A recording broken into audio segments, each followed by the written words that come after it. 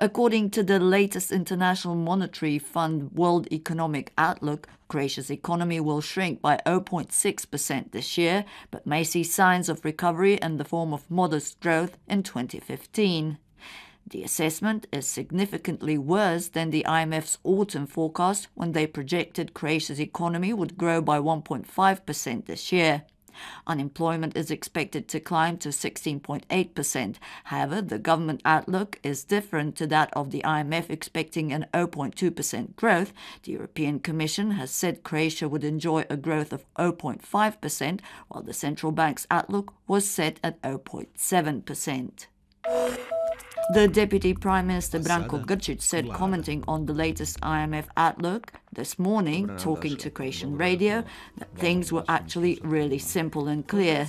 The deficit cuts in Croatia that needed to be made this year will be reflected in the GDP as the IMF forecasts. He said that despite the cuts, the government is optimistic about managing zero growth during 2014.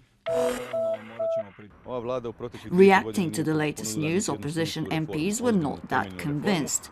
HEZ MP Domagoj Milošević said that over the past 2.5 years, the government had not offered a plan for any serious reform, while the moves made had devastated the private sector and scared off investors.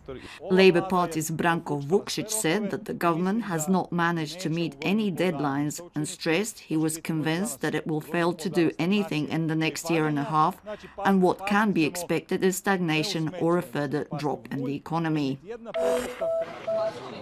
Meanwhile, Finance Minister Slavko Linić has once again stated that the pre-bankruptcy procedures were a good solution. Speaking at a gathering dedicated to the issue of pre-bankruptcy procedures earlier today, Linić said that over the past 15 months, nearly 1,000 companies had gone through the procedure and another 6,300 were in mid-procedure. Linić said that this is the way some 40,000 jobs have been salvaged and said the measure should remain in place. The Parliament's Committee on the Constitution is discussing a request by the veterans group called Headquarters for Defense of Croatian Vukovar to call a referendum regarding the use of Cyrillic script in the eastern Croatian city. In December, the organization submitted 630,000 signatures supporting the initiative, enough to initiate a referendum. The head of the parliamentary committee, Social Democrat Peđa Grbin, has said that it would propose that Parliament checks the exact number of signatures collected, adding that the referendum question covers minority rights issues included in Croatia's negotiations with the EU. In Parliament, members of the opposition said the referendum question should be sent for consideration to the Constitutional Court. Meanwhile, Milorad Pupovac of the Independent Democratic Serbian Party drew attention to calls on the internet to boycott Serbian products and shops, describing them as fascism.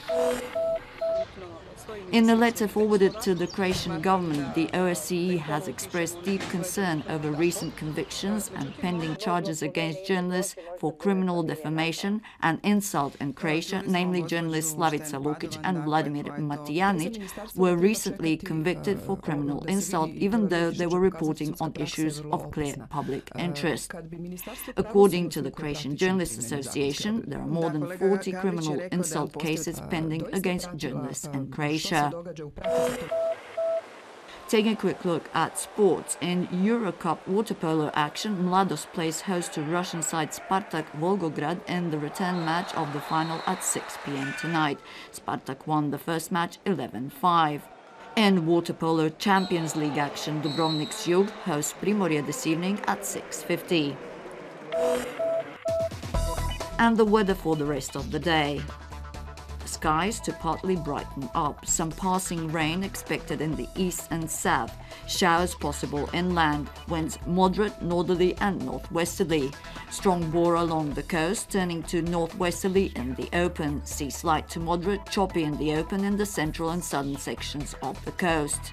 Afternoon highs of between 10 and 18 degrees.